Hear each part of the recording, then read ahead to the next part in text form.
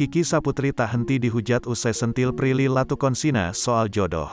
Kiki Saputri banjir hujatan usai dirinya balas menohok Prilly Latukonsina saat mengaku jadi wanita mandiri.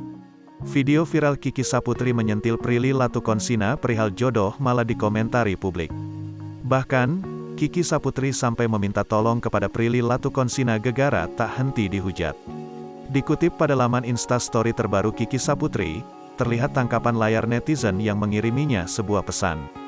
Pesan tersebut berisikan sikap istri Muhammad Hairi itu tak pantas saat merosting Prilly soal jodoh.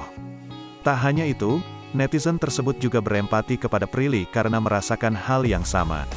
Lantas, Kiki pun seperti kebingungan, tak menyangka candaannya tersebut diseriusi oleh publik. "Pril gimana ini Pril? Tolong kuakakak @PrillyLatukonsina 96, tulis Kiki Saputri. Lantas, kian viralnya pemberitaan tersebut, pemain sinetron ganteng-ganteng serigala itu langsung memberikan klarifikasi.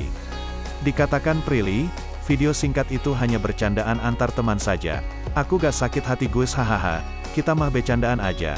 Kalau aku sendiri sangat bahagia dengan diri aku dan memang belum ada niat untuk menikah." Ya ampun, pengantin baru. Nggak apa-apa, aku sendiri kan, yang penting aku bisa beli apa-apa sendiri gak sih?